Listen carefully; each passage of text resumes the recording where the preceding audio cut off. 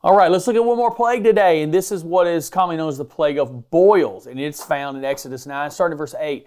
It says, "And the Lord said to Moses and Aaron, take handfuls of soot from a brick kiln and have Moses toss it in the air while Pharaoh watches. The ashes will spread like fine dust over the whole land of Egypt, causing festering boils to break out on people and animals throughout the land. So they took soot from a brick kiln and went and stood before Pharaoh. As Pharaoh watched, Moses threw the soot in the air, and boils broke out on people and animals alike." So remember, the previous plague we looked at, which is the plague of the animals, when the animals died, it did not, he got warning. It didn't just come out of the blue. This one comes out of the blue, right? He hardened his heart. He wouldn't listen. He was warned. It hits. And so that plague has ceased because the animals are dead. And now we're going with boils, and it's just in front of them.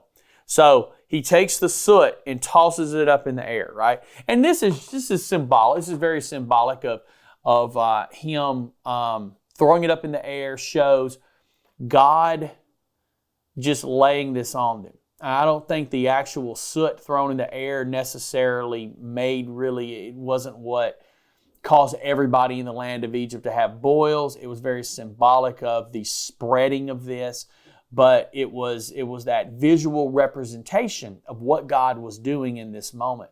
So this plague, when it deals with boils, it's the idea of to burn. That's kind of what this Hebrew word means. So it's the idea of these swelling, painful skin inflammations.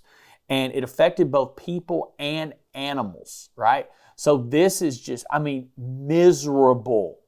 See, a lot of the plagues, they bring misery, right? And this too would be a plague that would have prevented them from worship because they would have been considered unclean or unworthy during this time, unable to make sacrifices and do these things. So once again, this is hitting at the different deities that the Egyptians worshipped.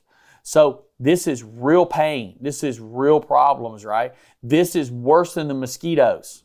Right? This isn't itchy. These are open boils and sores on the body.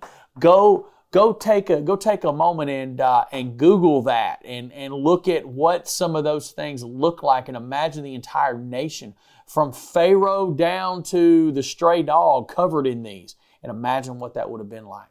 God's judgment is severe in this. And we'll talk about those Egyptian magicians and how they respond to this tomorrow.